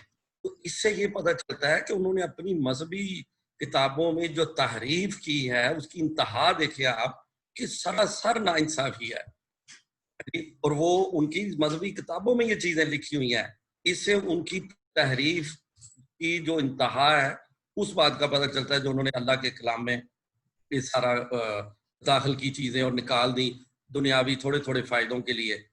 اچھا ایک بات تو یہ ہوگی. دوسری بات یہ کہ یہ ہم پچھلے دنوں رحیق المختوم پڑھ رہے تھے نبی کریم صلی اللہ علیہ وسلم کی سیرت. نبی کریم صلی اللہ علیہ وسلم جب مدینہ ہجرت کر کے تشریف لائے تو وہاں پہ جو یہودی تھے ان کا بالکل یہی باتیں اس میں لکھی. تو وہ ان دوسروں کا مال کھانا جائز، وہ بھی ان کو امی کہتے تھے، وہ خود اپنے آپ کو پڑھا لکھا سمجھتے تھے، اور جو کاروبار اور اس طرح کی چیزیں تھیں وہ آلریڈی ان کے قبضے میں تھی. اور وہ اس وقت سے ان کی یہی سوچ چلی آ رہی ہے کہ امیوں کے ساتھ کسی بھی قسم کی جو زیادتی ہے وہ کوئی ایشو نہیں ہے. اچھا اب وہاں سے شروع کرتے ہیں. اگر اب لیٹسٹ آ جائے تو یہ ہمیں یہ پتہ چلتا رہتا ہے میڈیا سے کہ اسرائیلی اسکولوں میں ہم پہلے بہت حیران ہوتے تھے کہ کتنا بے دردی اور بے رحمی سے فلسطینیوں کو مار دیتے ہیں، اور جو لڑکی ہو عورت ہو. پچھلے دنوں ایک بیچارہ معذور اس کو انہوں نے مار دیا تو اس میں تو بیسٹ بھی بولا. تو یہ سمجھ نہیں آیا کرتی تھی کہ کوئی انسان اتنا بھی بے رحم ہو سکتا ہے. تو اب پتہ چلتا ہے کہ ان کے اسکولوں میں رائٹ فرام دا بگننگ یہ باقاعدہ پڑھایا جاتا ہے کہ تم ہی لوگ چوزن ہو، باقی ان کے مسائل پہ ان کی چیزوں پہ آپ کا قبضہ کرنا کوئی ایشو نہیں، کوئی مسئلہ نہیں. ڈے ون سے ان کے یہ بات ڈال دی جاتی ہے ان کے ذہنوں میں. تو پھر آپ دیکھیں جب وہ ایکٹ کرتے ہیں تو پھر اب بات سمجھ میں آتی کہ وہ کیوں اتنے بے رحم اور سنگ دل ہوتے ہیں. جزاک اللہ خیر طارق بھائی. ساجد بھائی بات کیجیے. جی حامد بھائی، ایک تو سوال کا جواب طارق بھائی نے اپنی ماشاءاللہ جو بھی انہوں نے تفصیلاً ذکر کیا اس میں ہو گیا میرا، کیونکہ میرے ذہن میں بھی یہی تھا کہ کتاب میں کیسے ان کے لکھا ہوا ہے. وہ سمجھ آ گئی کہ انہوں نے خود ہی چینجز کی ہوئی ہیں جو میں سمجھا ہوں طارق بھائی کی باتوں سے. ایک تو یہ کلیئر ہو گئی چیز الحمدللہ. دوسری چیز جو خالی وہ پوائنٹ آؤٹ کرنی تھی کہ ابھی بھی ہمارے ہاں ہمارے اپنے ملک میں کچھ عدالتی نظام اور کچھ اور دوسرے اسی قسم کے رویے ہیں کہ وہاں پر بھی دو نظام ہیں، علیحدہ علیحدہ نظام ہے. بعض خاص لوگ ہیں جن کو وہ چاہے کچھ بھی کریں تو ان کا تو خیر ہم نام بھی نہیں لے سکتے اور ان کو کوئی عدالتیں بھی کچھ نہیں کر پاتی. اور بعض جو ہے نا وہ ایک اور طبقہ ہے. تو یہ دوسری شے، حالانکہ ہمارے تو عقائد میں یا ہماری کتابوں میں ایسا کچھ ہے نہیں، لیکن پھر بھی ہمارا بھی یہ سسٹم رائج ہے اور چل رہا ہے. یہ بھی بس اسی چیز کو قرآن میں ظلم کہا گیا ہے. ظلم جو ہے نا وہ عدل کی اوپوننٹ جو ہے وہ ظلم کا اپوزٹ ہے. ظلم جو ہے نا اس چیز کو قرآن ظلم کہتا ہے جس کی آپ نشاندہی کر رہے ہیں، اور یہ ظلم موجود ہے. اسی لیے ظلم ختم کرنے کے لیے اٹھنا عین فرض ہے. یہ فرض ہے اللہ تعالیٰ کی طرف سے. انبیاء اسی ظلم کو ختم کرنے کے لیے آتے رہے ہیں، عدل قائم کرنے کے لیے آتے ہیں دنیا کے اندر، کہ اگر جو ہے وہ ایک عام عورت جو ہے، ایک عام لڑکی اگر چوری کرے گی تو اس کا بھی ہاتھ کٹے گا، اور نبی مہربان صلی اللہ علیہ وسلم فرماتے ہیں کہ اگر نبی کی بیٹی کرے گی تو اس کا بھی ہاتھ کٹے گا. یہ نہیں ہوگا کہ کوئی تو مقدس گائے ہوگا وہ جس کے چاہے کھیت میں چرے، اور کوئی جو ہے وہ ایسا ہوگا کہ جس کو جو چاہے گزرتے ہوئے جو ہے راستے کا پتھر ہوگا، کہ جو گزرتے ہوئے چاہے تو اس کو ٹھوکریں مارتا ہوا اور جو ہے وہ کچلتا ہوا چلا جائے. تو اس کی تو بالکل اللہ تعالیٰ، قرآن، نبی صلی اللہ علیہ وسلم کو اجازت نہیں ہے اس چیز کی. رضا بھائی اس کی کیا نمبر ہے اس کے بعد؟ رضا بھائی بات کیجیے. جی وہ ہم پہلے یہ بات ابھی طارق بھائی نے بھی کر دی. میں یہی کہہ رہا تھا کہ یہ ایکچولی ویسے جیسے رفیق بھائی کہہ رہے ہیں کہ بات لغو اور یہ وہ لگتی ہے یہ کہ بھائی یہودی کا جو کچھ بھی ہے اس کو اسی کو فیصلے میں بھی اس کی فیور کریں اور یہ کریں، لیکن یہ کہ ایکچولی یہ ان کے بلیو میں چیز ہے. تو جب کسی کا بھی بلیو ایسا ہوتا ہے تو پھر وہ اس کے لیے وہ بات جو ہے وہ یقینی اور بلکہ وہ اس کو کہہ لیں کہ یہ ثواب کے طرح سے ہو جاتی ہے. تو اور اسی اس میں جو تبدیلی کرنے کی بات ہے تو وہ ابھی آگے آئے گی کہ ہمارے اس میں بھی انفارچونیٹلی مطلب اس طرح کی بہت سی چیزیں اب کیا آ گئیں، شروع سے ہی ہیں کافی عرصے سے، کہ عقائد جو ہیں وہ بدلتے چلے جا رہے ہیں. تو یہ بس میں یہی کہنا چاہ رہا تھا کہ یہ ایکچولی یہ بلیف کی وجہ سے ہے ان کی، کہ یہ جو ناانصافی اور ظلم جو کچھ کرتے ہیں وہ ان کا یقین ہی ایسا ہے کہ مطلب اس لیے وہ اس کو جائز سمجھتے ہیں. ٹھیک، پہلے سید طارق بھائی بات کریں گے. سید طارق جی. السلام علیکم حامد بھائی. وعلیکم السلام. میں ساجد بھائی اور رضا بھائی کی بات کو بس تھوڑا سا آگے بڑھاؤں گا. اس میں جو آپ نے بھی بات کی کہ کفر کا نظام تو پھر بھی چل جاتا ہے لیکن ظلم کا نظام جو ہے نا وہ نہیں چل پاتا، اور جس کا اثر ہم اپنے معاشروں میں دیکھ رہے ہیں کہ جہاں پہ جو ہے نا مطلب ایک طبقے کو زیادہ سپورٹ کی جاتی ہے کسی طبقے کو، یا کوئی ایک ملک میں جو ادارہ ہے اس کو زیادہ سپورٹ کی جاتی ہے کسی کو، تو وہ یہی ہوتا ہے معاشرے پہ اس کا یہ اثر پڑتا ہے کہ وہ معاشرے پنپ نہیں پاتے. اور یہی پورا جو قرآن کے ہم جو اسٹڈی سرکل ہے اس میں دیکھ رہے ہیں کہ نا اس میں اسی چیز کی نشاندہی کی گئی ہے کہ نا کہ جو ہے ظلم نہ کیا جائے کسی کے ساتھ بھی. بس یہ چیز میں ایڈ کرنا چاہ رہا تھا. جزاک اللہ خیر. جی ساجد بھائی پہلے آپ بات کر لیں پھر طارق سعید بھائی کی طرف جائیں گے. نہیں حامد بھائی میری بات ہو گئی ہے. جی ٹھیک ہے، طارق سعید بھائی آپ بات کیجیے. جی حامد بھائی میرا ایک سوال ہے، اب رہنمائی فرمائیں. جی جیسے ابھی ہم نے بات کی کہ نبی کریم صلی اللہ علیہ وسلم کے زمانے میں بھی وہ ہمیں امی سمجھتے جب آپ صلی اللہ علیہ وسلم تشریف لے گئے، اور اس کے بعد پھر ایک دو جنگوں میں بھی ایسی کیفیت آئی کہ ان کے جو قیدی آئے تو نبی کریم صلی اللہ علیہ وسلم نے کہا کہ ان کا فدیہ یہ ہے کہ ہماری یہ بچوں کو پڑھائیں. اچھا، اب یہ تو بات جب سے چلی کہ ہم امی ان کے سامنے رہے اور وہ ہمیں وہ پڑھے لکھے تھے، اور اب بھی یہ پروپیگنڈا یہی چلتا ہے کہ نوبل پرائز جتنے بھی ہیں وہ زیادہ تر یہودیوں نے لیے ہوئے ہیں اور ہم اسی کیفیت میں ہیں. تو کیا یہ پروپیگنڈا یہ اب ہماری یہی حالت رہی، اور کیوں یہ رہی یہ حالت کہ ہم علم میں تعلیم میں آگے نہیں بڑھے یا ہم سے معلومات چھپائی گئی ہیں؟ اصل میں یہ ایک بہت بڑا پروپیگنڈا ہے، ورنہ اگر آپ دیکھیں کہ ایسا نہیں ہے کہ یہود جو ہے وہ کہ پچھلے 1400 سال سے تعلیم میں سب سے آگے تھے. اگر یہ تعلیم میں سب سے آگے ہوتے تو دنیا پہ اس وقت پورے عرصے میں چھائے رہتے نا دنیا کے اندر. لیکن مسلمانوں نے جو پوری دنیا پہ حکومت کی، جس کا آپ یہ کہہ لیجئے کہ نبی کریم صلی اللہ علیہ وسلم کے زمانے میں جس کی بنا پڑ گئی تھی اور پورا عرب جو ہے وہ اس وقت فتح ہو گیا تھا. پھر ابو بکر صدیق رضی اللہ تعالیٰ عنہ کے زمانے میں، پھر عمر فاروق رضی اللہ تعالیٰ عنہ کے زمانے میں تو یہ ایران بھی فتح ہو گیا تھا اور مصر بھی جو ہے فتح ہو گیا تھا اس زمانے کے اندر. یعنی افریقہ اور ایشیا کے جو اکثر علاقے تھے وہ مسلمانوں کی جو ریاستیں تھیں، مسلمانوں کی جو حکومت تھی اس میں شامل ہو چکے تھے. مسلمانوں کی جو خلافت تھی ٹھیک ہے، وہ خلافت کے خلفاء کے اپنے لیول کے اوپر جو بھی لڑائیاں چلتی رہیں وہ اپنی جگہ پہ چیزیں تھیں بعد میں آنے والوں کی، لیکن ان جنرل اگر آپ دیکھیں تو جو مسلمانوں کی حکومت تھی وہ تو بہت مضبوط تھی، اور وہ ایسی تھی کہ تعلیم مسلمانوں نے ہی دنیا کو تعلیم دی، مسلمانوں نے تعلیمی ادارے دیے. جس زمانے میں یورپ کے اندر لوگوں کو نہاتے نہیں تھے لوگ، یعنی کہ آپ لندن کا جو شہر ہے اس کی تاریخ پڑھیں، گھٹنوں تک کیچڑ ہوتا تھا اس شہر کے اندر. اس زمانے میں مسلمانوں کے جو شہر تھے ان کے اندر باقاعدہ اسٹریٹ لائٹس تک کا نظام اس کے اندر موجود تھا، بڑی بڑی جو ہے وہ لائبریریاں موجود تھیں، یونیورسٹیاں موجود تھیں، پوری دنیا سے لوگ آتے تھے تعلیم حاصل کرنے کے لیے. انجینئرنگ میں مسلمان کام کر رہے تھے. ابھی بھی آپ کو جو اس وقت کے آثار نظر آتے ہیں، یہ جو اتنی بڑی آپ کو پوری کنسٹرکشن ہوئی ہوئی نظر آتی ہے، بہترین عمارتیں بنی ہوئی نظر آتی ہیں جو آج تک اپنی بنیادوں کے اوپر کھڑی ہوئی ہیں، تو انجینئرنگ کے نمونے ہی ہیں نا سارے کے سارے. تو ایسا نہیں ہے کہ مسلمانوں نے جناب وہ تعلیم سے دور رہے یا مسلمان امی رہے ہیں ہمیشہ سے، جاہل رہے ہیں. جاہل نہیں، بلکہ مسلمان جو ہے وہ تعلیم کے میدان کے اندر بہت آگے گئے اور بہت انہوں نے ریسرچ کی تعلیم کے اندر، اسی لیے وہ دنیا پہ جو ہے وہ غالب رہے اس وقت تک جب تک وہ تعلیم میں آگے رہے. جب تعلیم کے میدان کو ہم نے لوز کیا تو ظاہر ہے کہ پھر ہم پیچھے کی طرف چلے گئے. لیکن اس میں کہیں بھی یہ جو ہے نا اس میں آپ کو اس میں یہ ہمارا ماضی قابل فخر ہے. اس کے اندر ہرگز آپ کو جو ہے وہ شرمندہ ہونے کی ضرورت نہیں ہے اپنے ماضی کے حوالے سے، اور یہ سوچنے کی کہ یہود کو ہمیشہ سے جو ہے نا یہ اوپر رہے ہیں لوگ. ایسا نہیں ہے.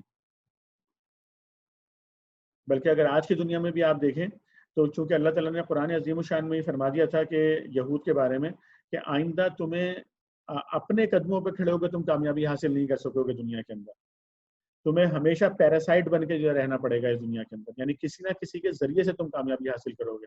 اگر آج بھی دیکھ لیں اگر آپ اسرائیل کی ریاست کو تو وہ اپنے طور پہ اپنے پیروں پہ کھڑی نہیں ہو سکتی. اگر آج اس کے پیچھے سے امریکہ برطانیہ وغیرہ پیچھے سے ہٹ جائیں اس کے، تو مسلمان تو شاید تھپڑ مار کے ان کو گرا دیں گے نیچے.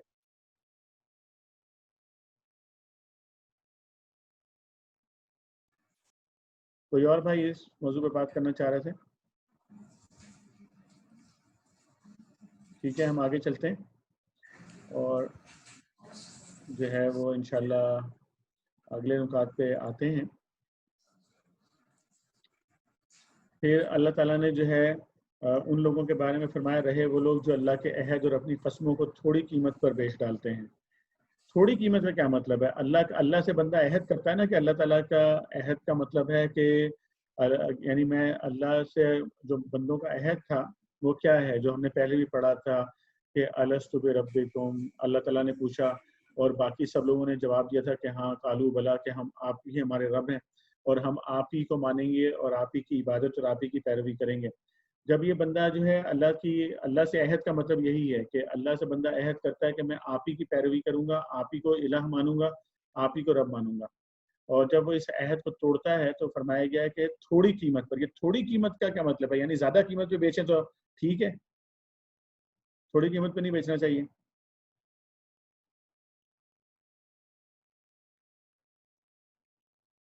کوئی بھائی جواب دینا چاہیں گے میرے سوال کا؟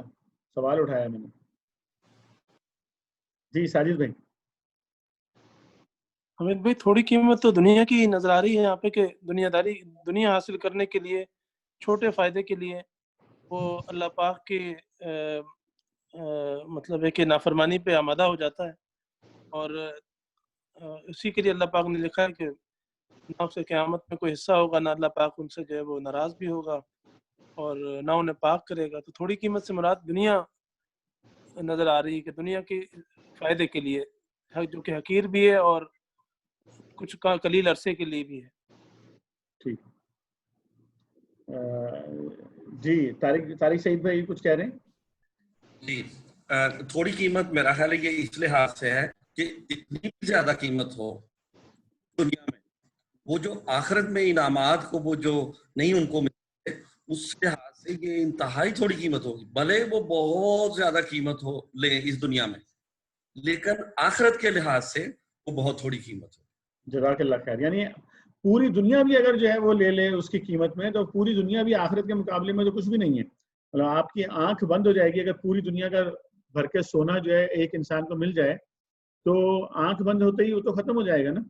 تو وہ قیمت تھوڑی رہے گی. جزاک اللہ خیر, بہت اچھا ڈیفائن کیا آپ دونوں بھائیوں نے, ساجد بھائی نے اور طارق بھائی نے.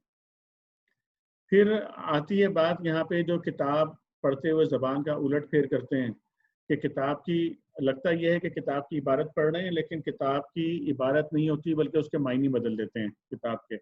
اور یہاں پر ہم نے یہ دیکھا کہ اہل کتاب یعنی کہ اہل قرآن جو ہیں, جن کے پاس قرآن اللہ تعالیٰ نے نازل کیا, یعنی ہماری امت, اس میں بھی ایسے لوگ موجود ہیں جو قرآن کے معنی کو الفاظ کے الٹ پھیر سے کچھ بنانے کی کوشش کرتے ہیں, اور وہ بات ہمارے سامنے آئی ہے ابھی. رضا بھائی اس کی نشاندہی کر رہے تھے, رضا بھائی سے کہوں گا کہ یہاں پہ بات کریں کچھ. جی یہ اس میں ابھی 66 نمبر اگر ہم دیکھیں, اس میں مولانا نے بہت اچھی طرح سے اس کو ایک اس کی مثال دی ہے کہ میں پھر سے پڑھ دیتا ہوں کہ اس کا مطلب اگرچہ یہ بھی ہو سکتا ہے کہ وہ کتاب الہی کے معنی میں تحریف کرتے ہیں یا الفاظ کا الٹ پھیر کر کے کچھ سے کچھ مطلب نکالتے ہیں, لیکن اس کا اصل مطلب یہ ہے کہ وہ کتاب کو پڑھتے ہوئے کسی خاص لفظ یا فقرے کو جو ان کے مفاد یا ان کے خود ساختہ عقائد و نظریات کے خلاف پڑھتا ہو, زبان کی گردش سے کچھ کا کچھ بنا دیتے ہیں. اس کی نظیر قرآن کو ماننے والے اہل کتاب میں بھی مفقود نہیں. مثلاً بعض لوگ جو نبی کی بشریت کے منکر ہیں, آیت قل انما انا بشرم مثلکم میں انما کو الگ یعنی ان کو الگ پڑھتے ہیں اور ماں کو الگ کرتے ہیں, تو اس طرح سے اس کا ترجمہ یہ ہو جاتا ہے کہ اے نبی کہہ دو تحقیق نہیں ہوں میں بشر تم جیسا. تو یہ بہت ہی زیادہ یعنی انتہائی وہ اس کی تعریف ہو جاتی ہے, لیکن یہ کہ ظاہر ہے مطلب جو لوگ اس طرح سے کرتے ہیں وہ اپنی اس کو ثابت کرنے کے لیے اپنے عقائد کو یا اپنے جو کہہ لیں خود ساختہ عقائد ہیں ان کو کرنے کے لیے اس طرح سے تحریف کر دیتے ہیں اور مطلب کچھ سے کچھ بن جاتا ہے. تو یہ تو صرف ایک مثال ہے, اسی طرح کی اور بھی مطلب یہ کہ کئی وہ ہوں گی جو پیش کی جا سکتی ہیں. جزاک اللہ خیر. اس کی تھوڑی سی بتائیں تفصیل اسی بات کی جو انہوں نے یہ قل انما انا بشر مثلکم, یہ تحریف جو ہوئی ہے آج کے زمانے میں, یہ کوئی اشارہ کسی تفسیر کی طرف ہے؟ جی اصل میں یہ اگر آپ دیکھیں جو خصوصیت کے ساتھ جو بریلوی مکتبہ فکر ہے تو یہ احمد رضا خان کی جو تفسیر ہے. جی بالکل, یہ انہی کا یہ کام ہے. جی تو یہ جو ہے اور حالانکہ مطلب عربی زبان سے جتنے بھی لوگ تھوڑے سے بھی واقفیت رکھتے ہیں وہ ان چیزوں کو جانتے ہیں, بلکہ جو لوگ عرب ممالک میں رہتے ہوئے تھوڑی بہت بھی عربی پڑھتے ہیں وہ بھی ان چیزوں کا مطلب جو ہے وہ سمجھ لیتے ہیں فوری طور پر. اور آپ دیکھیے کہ یہ اتنی بڑی میں اس کو کیا کہوں گا لفظ, اس کے لیے شرارت استعمال کروں یا غلطی استعمال کروں یا جو بھی آپ کہہ لیجیے اس چیز کو, کہ وہ ہے کہ پورا جو اسلامی عقیدہ ہے, پورا جو اسلامک اسٹرکچر ہے عقیدے کا, اسی کو منہدم کر دیتی ہے یہ چیز پوری. یعنی اگر یہ طے ہو جائے کہ نبی جو ہے وہ بشر نہیں ہے, جس پر ایک بہت بڑی جو ہے وہ ڈسکشن اٹھائی ہوئی ہے لوگوں نے, اور اس کی جو ہے جو اگر تفصیل میں آپ جا کے دیکھیں گے جو چیزیں لکھی جاتی ہیں تو وہ جہالت انسان کو, جیسے ابھی آپ نے کہا نا کہ پڑھتے ہی آپ نے قرآن سے پڑھا کہ پڑھ کے ہی بندہ جو ہے اس کو کہے گا کہ یار کیسی جہالت والی بات ہے. جیسے ابھی ہمارے سامنے آیا کہ بھئی امیوں کے ساتھ جو مرضی کرو, یعنی ایک شریف النفس انسان پڑھتے ہی کہے گا کہ یار یہ تو ہیں ہی بدمعاش لوگ جو ایسی بات کر رہے ہیں. تو اب اگر نبی جو ہے بشر نہیں ہے تو نبی کی پیروی کیسے کی جائے گی؟ یعنی میں اور آپ تو بشر ہیں نا, انسان ہیں, تو انسان ہی کی پیروی کر سکتا ہے نا. ہاں یہ ضرور ہے کہ ہم یہ کہیں گے کہ یہ ایک پرفیکٹ انسان ہے, ایک اعلیٰ ترین انسان ہے, ان کے لیول پہ دوسرے انسانوں کا پہنچنا جو ہے وہ ممکن نہیں ہے. ہم ان کی خاک پا کے برابر بھی شاید نہیں پہنچ پائیں گے ان کی, لیکن پیروی تو انہی کی کرنی ہے. اور اللہ تعالیٰ بھی یہی کہہ رہے ہیں اور نبی کریم صلی اللہ علیہ وسلم بھی یہی فرما رہے ہیں. لیکن اگر یہ طے ہو جائے کہ نبی بشر نہیں ہے پھر تو مطلب چھٹی ہو گئی, پھر تو ختم سب. جی رفیق بھائی. اچھا میں یہ پوچھنا چاہ رہا تھا, یہ جو بریلوی مکتبہ فکر ہے, یہ جو ہمارے فرقہ ہے, تو وہ جو آیتیں دوسری ہیں جس میں اللہ تعالیٰ نبی صلی اللہ علیہ وسلم کو فرما رہے ہیں کہ اے نبی کہہ دو کہ میں بھی تم جیسا بشر ہوں لیکن مجھ پہ وحی آتی ہے, تو اس کا بھی ترجمہ وہ کیسے کرتے ہیں؟ وہ تو کلیئر کٹ ہے. ہاں تو وہ وہی کا وہاں پہ ترجمہ کرتے ہیں غیب، میں غیب بتانے والا ہوں. تو اب وہ غیب بتانے والا کر کے اس کو ایک اسکوپ اس کا بہت بڑا کر دیتے ہیں اس کا غیب کا. تو اس میں ایک اور ڈسکشن اسٹارٹ ہو جاتی ہے، اور وہ ڈسکشن یہ ہوتی ہے کہ غیب کا علم اللہ کے نبی صلی اللہ علیہ وسلم کے پاس موجود ہے. حالانکہ اللہ تعالیٰ قرآن میں واضح طور پہ فرما رہے ہیں کہ اپنے بندوں میں سے جس کو اللہ تعالیٰ چاہتا ہے اور جتنا اس کی ضرورت اور جتنا ہوتا ہے ریکوائرڈ ہوتا ہے اتنا ہی غیب کا علم اس کو دیا جاتا ہے. تو اگر ہم یہ ایزیوم کر لیں کہ غیب کا علم جو ہے اللہ کے نبی صلی اللہ علیہ وسلم کے پاس بھی ہے، تو نعوذ باللہ ہم یہ کہہ رہے ہیں کہ جو علم اللہ تعالیٰ کے پاس ہے وہی علم نبی کریم صلی اللہ علیہ وسلم کے پاس بھی موجود ہے. پھر اسی سے وہ جو ہے نبی کے زندہ ہونے کا ایک جو ہے وہ ڈسکشن نکل آتا ہے. لیکن اگر آپ ان سارے ڈسکشنز کی جڑ کے اندر جائیں گے تو آپ کو پتہ چلے گا کہ قرآن سے ہی جو ہے نا وہ بنیادی طور پر جو ہے وہ انسانوں کو، اسی لیے اگر آپ غور کریں تو اس طرح کے جتنے بھی فرقے بنے ہوتے ہیں یہ قرآن کے قریب جانے نہیں دیتے لوگوں کو. یعنی کہ وہ اپنی تقریروں میں اپنے اسپیسیفک ترجمے یا اپنے اسپیسیفک جو فکرے ہیں ان کو تو استعمال کرتے ہیں، لیکن ان جنرل جو ہے نا وہ قرآن سے دور رکھیں گے ہمیشہ. اسی لیے کوئی نہ کوئی کتاب انہوں نے ڈرا کی ہوئی ہوتی ہے، فلاں بزرگ نے یہ فرمایا، فلاں نے خواب میں یہ دیکھا، اس کے ساتھ یہ ہوا، ایک جگہ پر ایک آدمی تھا اس کے ساتھ ایسا ہوا، ایک شہر میں ایک آدمی رہتا تھا اس نے اس بات کو رپورٹ کیا ہے، روایت کیا ہے. اس طرح کے واقعات آپ کو ملیں گے. لیکن جو قرآن سے جوڑنا ہے یا قرآن سے علم لینا ہے یا براہ راست حدیث سے علم لینا ہے، یہ آپ کو جو ہے نا باقاعدہ روکتے ہوئے نظر آئیں گے آپ کو کہ نہیں یہ تمہارا کام نہیں ہے اور یہ صرف علماء کے کرنے کا کام ہے بس. تو اسی لیے کہ بھائی میں نے تجربہ کیا ہے خود براہ راست. مسجد نبوی میں تھا اعتکاف میں، تو وہاں میں ترجمہ قرآن پڑھ رہا تھا. ایک صاحب جو ہے وہ وہاں پر میرے دوست بن گئے، پاکستان سے آئے ہوئے تھے عمرہ کرنے کے لیے، اور ان کو کوئی جائیداد میں سے حصہ ملا تھا تو انہوں نے اس حصے سے اپنی فیملی کو عمرہ کرانے لے کر آئے تھے اور اعتکاف میں بیٹھے ہوئے تھے وہاں پر. تو مجھ سے پوچھنے لگے کہ جی وہ کہنے لگے میں آیا ہوں وہاں سے، ایک بڑے مشہور انہوں نے پاکستان کے شہر کا نام لیا پاک پتن شریف، اور پھر وہ ظاہر ہے ان کے ماننے والوں میں سے تھے جو وہاں کے بزرگ ہیں اور ان کے بڑے عقیدت مند تھے وہ. تو پھر مجھ سے جب میں انہوں نے ترجمہ پڑھتے ہوئے دیکھا تو انہوں نے مجھے کہا کہ کیا میں بھی اس کو پڑھ سکتا ہوں اس چیز کو جو آپ پڑھ رہے ہیں؟ تو میں نے کہا بھائی یہ میں بھی عام آدمی ہوں، جیسا میں پڑھ رہا ہوں آپ بھی پڑھ لیجئے. تو میں نے جو ہے وہ ان کو دے دیا پڑھنے کے لیے. اب ان کی کیفیت یہ ہوئی کہ سیکنڈ نائٹ میں وہ میرے پاس آئے اور مجھے کہنے لگے کہ اس میں تو قرآن میں یہ لکھا ہوا ہے، ہم تو یہ کرتے ہیں، قرآن میں یہ لکھا ہوا ہے، ہم تو یہ کرتے ہیں. یعنی ایک عام آدمی، اور وہ بعد میں مجھے پتہ چلا کہ وہ کسی کالج میں چوکیدار تھے. پہلے انہوں نے مجھے بتایا کہ میں کالج میں جاب کرتا ہوں.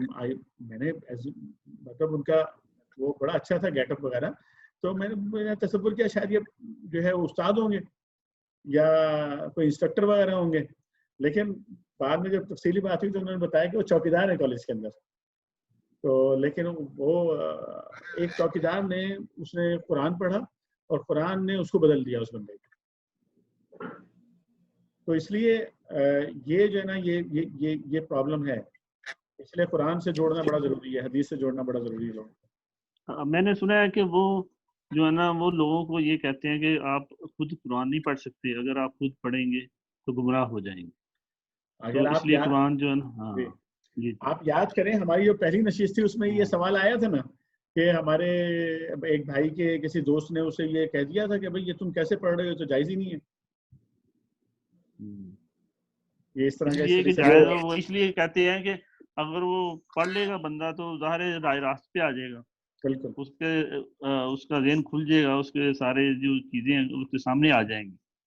جیسے کہ ہم نے اب رمضان میں پورا قرآن ہم نے ترجمہ پڑھا ہے، تفسیر پڑھی ہے، تو اللہ تعالیٰ کتنی جگہ پہ نبی صلی اللہ علیہ وسلم فرما رہا ہے کہ اس وقت جیسے سورہ مریم میں ابھی جو حضرت مریم علیہ السلام والا واقعہ تھا کہ آپ اس وقت موجود نہیں تھے جب وہ پورا ڈال رہے تھے.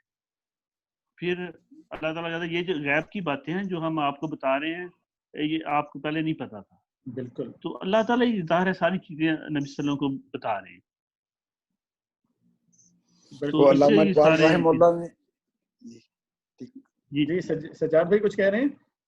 ہاں وہ علامہ اقبال رحمہ اللہ نے کہا ہے نا کہ خود بدلتے نہیں قرآن کو بدل دیتے ہیں، وہ کس قدر فقیہان حرم بے توفیق. سبحان اللہ. ان کی وہی کیفیت ہے. اور نبی صلی اللہ علیہ وسلم کے بارے میں ہے نا کہ یا سید الجمال و یا سید البشر بعد از خدا بزرگ توئی قصہ مختصر. یعنی اللہ سبحانہ تعالیٰ کے بعد اگر کسی کا رتبہ ہے نا وہ نبی صلی اللہ علیہ وسلم کا ہے، اور وہ خیر البشر کی حیثیت سے ہے. الحمدللہ. بالکل صحیح، بالکل صحیح. جی رضا بھائی بات کیجیے. جی یہ بس میں نے ایک لنک اس میں چیٹ میں ڈال دیا ہے. یہ جو ہم جو ابھی گفتگو کر رہے ہیں اس کو اپنا ڈاکٹر اسرار صاحب نے کچھ مطلب ایک اپنے انداز سے اس کو بیان کر دیا ہے حضور صلی اللہ علیہ وسلم کی بشریت اور اس کے بارے میں. تو اگر کوئی جو چاہیں وہ اس کو دیکھ سکتے ہیں. اس لنک کو نا آپ جو ہمارا واٹس ایپ گروپ ہے اس پہ بھی ڈال دیں، کیونکہ یہ پھر یہاں سے تو وہ ختم ہو جائے گا. اچھا واٹس ایپ گروپ پہ ڈال دیں. ٹھیک ہے، جزاک اللہ خیر. تو اس کے بعد یہ نقطہ ہم لے لیتے ہیں کہ کسی انسان کا یہ کام نہیں ہے کہ اللہ تو اس کو کتاب اور حکم اور نبوت عطا فرمائے اور وہ لوگوں سے کہے کہ اللہ کے بجائے تم میرے بندے بن جاؤ. تو یہ اپنا بندہ بنانا جو ہے نا یہ اللہ تعالیٰ کو بالکل بھی منظور نہیں ہے. کوئی نبی بھی آ کے دنیا میں نبی نے یہ دعوت پیش نہیں کی تم میرے بندے بن جاؤ یا میرے غلام بن جاؤ، یا جو ہے نا وہ جو میں اپنی ذات ہے میری ذات سے تم جو ہے نا وہ کوئی میں اپنی طرف سے چیز پیش کر رہا ہوں. ہر نبی نے جو ہے یہی دعوت دی کہ میں تمہیں اللہ سے جوڑنے کے لیے آیا ہوں اور میری پیروی اختیار کرو تاکہ میں تمہیں اللہ تعالیٰ سے جوڑ دوں. میری پیروی کر کے تم دراصل اللہ سے جڑو گے اس کے نتیجے میں. تو یہ دنیا میں قابل قبول نہیں ہے. دنیا میں کوئی بھی انسان ہو، کوئی انسان کسی دوسرے انسان کو غلام نہیں بنا سکتا، اور نہ بننا چاہیے اور نہ قبول کرنا چاہیے اور نہ برداشت کرنا چاہیے غلامی کو.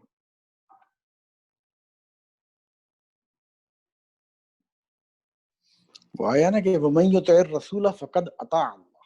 جی جس نے اللہ کے رسول کی اطاعت کی اس نے اللہ کی اطاعت کی. اچھا اب یہاں پر جو ہے نا یہ اگلا جو نقطہ آ رہا ہے وہ ہے ربانی کے حوالے سے، اور اس میں بڑا ایک اہم چیز ہے کہ وہ تم سے ہرگز یہ نہ کہے گا کہ فرشتوں کو یا پیغمبروں کو اپنا رب بنا لو. ٹھیک ہے، یہ ڈسکشن ہم کل کریں گے انشاءاللہ. اس میں ہم جو ہے نا رب کا جو ہے وہ پڑھیں گے. جب تک کہ میں آپ کو یہ آپ اسائنمنٹ کے طور پہ چاہیں تو لے لیں اس کو، اور یہ آپ قرآن-اردو.com سے جا کے نا یہ والی کتاب ڈاؤن لوڈ کر لیں، قرآن کی 4 بنیادی اصطلاحیں. تو وہ نئے سرے سے اس کو ٹائپ کروا کے نا یہ اس طرح سے یہ یہاں پہ اس کو رکھ دیا گیا ہے یہاں پہ قرآن اردو. اس میں سے ہم جو ہے نا رب کی جو تشریح ہے انشاءاللہ کوشش کریں کہ ایٹ لیسٹ اس کے جو شروع کے جو 3 صفحے ہیں نا رب کی تشریح کے، یہ کم از کم آپ پڑھ لیں، اور کل ہم انشاءاللہ اس پر جو ہے نا وہ پھر ڈسکشن یہاں سے آغاز کریں گے کل انشاءاللہ. ٹھیک ہے جناب، تو آج کا ڈسکشن انشاءاللہ ہم یہیں پہ اس کو اسٹاپ کرتے ہیں، اور کل انشاءاللہ باذن اللہ تعالی یہاں سے ہم اپنا آغاز کریں گے. وآخر دعوانا ان الحمدللہ رب العالمین.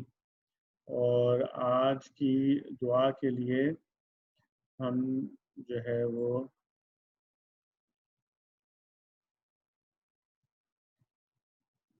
عالمگیر بھائی سے درخواست کریں گے. عالمگیر بھائی آپ دعا کروائیے.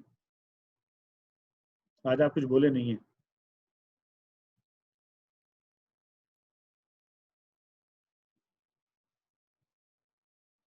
آپ ہیں عالمگیر بھائی؟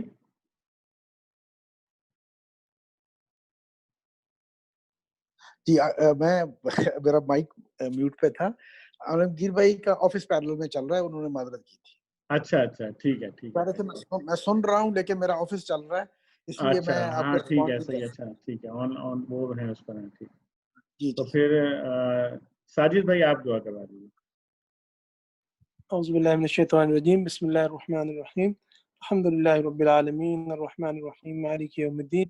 ایاک نعبد و ایاک نستعین. اهدنا الصراط المستقیم صراط الذین انعمت علیہم غیر المغضوب علیہم ولا الضالین. آمین. اللہ الرحمن الرحیم. قل هو اللہ احد اللہ الصمد لم یلد ولم یولد ولم یکن له کفوا احد. بسم اللہ الرحمن الرحیم. ربنا لا تؤاخذنا إن نسينا أو أخطأنا ربنا ولا تحمل علينا إصرا كما حملته على الذين من قبلنا ربنا ولا تحملنا ما لا طاقة لنا به واعف عنا واغفر لنا وارحمنا أنت مولانا فانصرنا على القوم الكافرين. آمین یا رب العالمین. ربنا ظلمنا أنفسنا وإن لم تغفر لنا وترحمنا لنكونن من الخاسرين. آمین یا رب العالمین. ربنا آتنا في الدنيا حسنة وفي الآخرة حسنة وقنا عذاب النار.